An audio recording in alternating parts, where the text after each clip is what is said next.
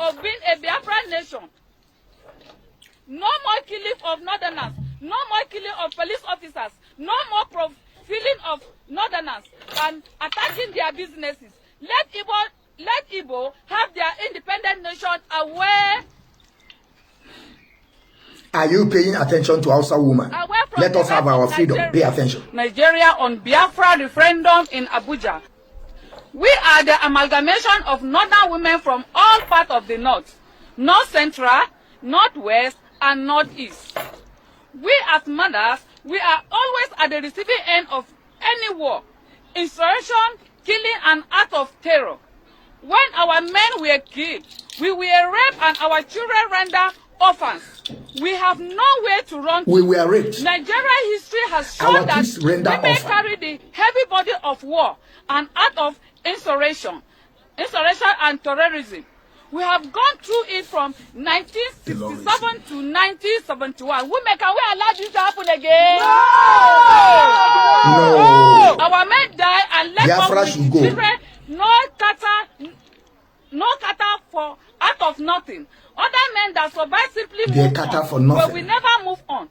The aftermath of the war and the suffering left a lifetime scars in our hearts and on our body. We therefore anonymously call on the leader and father of the country and the leadership the killing of their children, Assembly, President of the Senate, Dr. Ahmad Lawal, and the Speaker of the House of Representatives, Reshon Femi Bajabiamiala, to immediately call for a referendum in the country.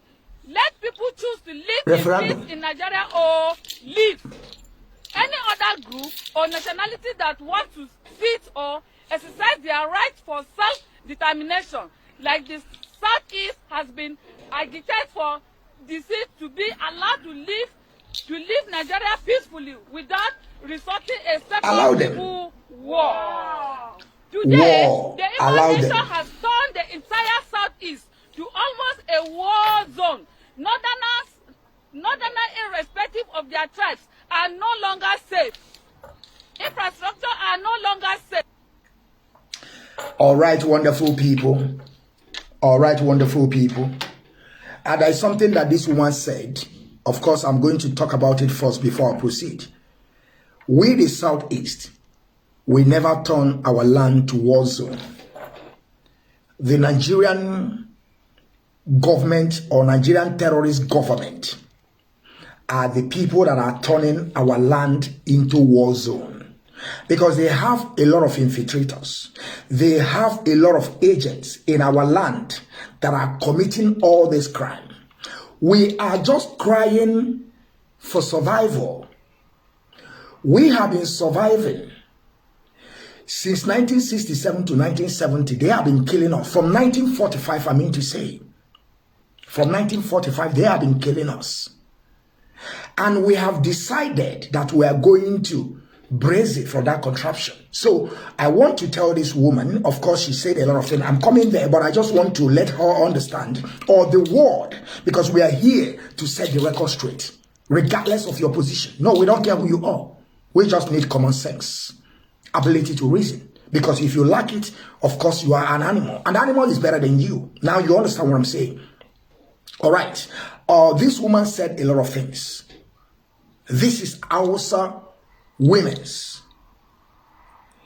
In the heart of Abuja, the heart of the headquarters of terrorism, they are now calling for referendum. Allow people to choose their faith. Allow people to go back to their root. Allow people to exercise their, their identity, who they are. But because we find ourselves in that contraption, they want us to remain together. And I keep on saying this every single day. We are not one people. And there is no how in this life that we can ever be one. We can intermarry, but coexist together is impossible. It never happens in any place. Just check any place you know in the world, you will see such a thing never happen. You can't bring oil and water and put them together. Those that they don't have the same way of life, we don't have the same belief, we don't have the same culture, we don't have the same food, we don't have anything in common, but you are putting these people to be together. How do you think it can work? Mostly when you are talking about religion, you are talking about culture, and you want to put them together. Now, the Hausa people, they are beginning to understand, because we IPOB, under the leadership of Mazi Nnamdi Kanu, we stand for the truth, because it's only truth can set us free.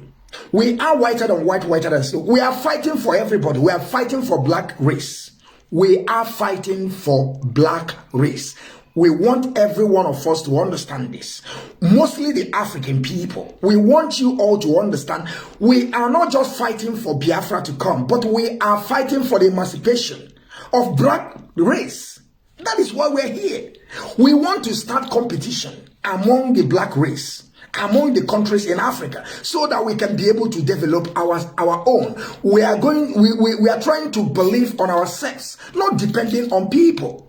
That is why we're here. But some people don't even understand why we're here. The IPOB under the leadership of Mazi Nnamdi. But let me introduce myself first, so that you will understand, and I will also put this news more in detail so that you will understand what I'm talking about. All right, wonderful people, freedom fighters, lovers of freedom, great people all over the world, you are welcome once again on IPOB Rapture Media under the leadership of Mazi Nnamdi.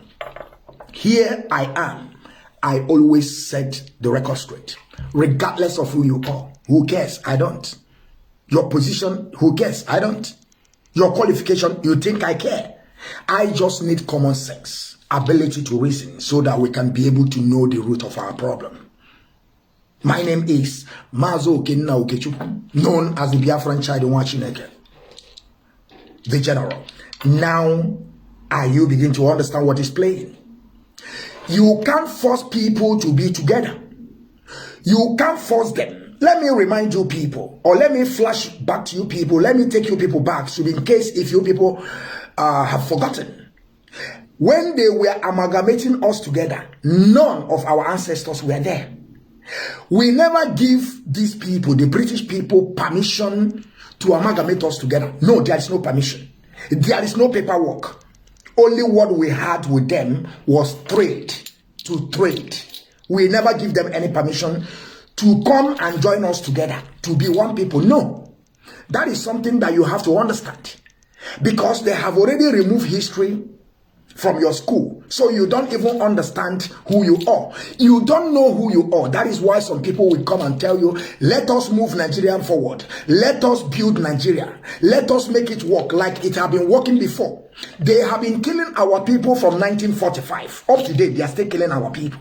And we are telling them we want to go. They are saying, no, you must be there. But we are telling them that this year we are is the year of Chukwu Kikabi Amapurimi Henine. Biafra must come in our time, and there is no two ways about it. The whole world can, gather together and fight us, because they have fought us before in 1967 to 1970. The world fought us. Now you understand. But there is something that this woman said. Then you will begin to understand that everything that we have been saying is, there is nothing but the truth. The woman said, during the war 1967 to 1971, they killed their husbands and they raped them. Do you underline that point? They raped them. The Fulanis came to rape them. That is why you see today, the Hausa's people has no mouth where the Fulanis is. And they understand that we Biafra can open door for them to be able to take their land back from the Fulanis. Because if Biafra stands today, you see all this thing that the woman said, that those that want to stay in Nigeria, that they should stay, but they should allow Biafra to go. Let me tell you people something. If Biafra go today, the name Nigeria, you will hear it no more. Because you know why? I will tell you, because we always come here to explain things to our people so that you will understand. By the time that competition will start, people will begin to understand that they're supposed to be on their own.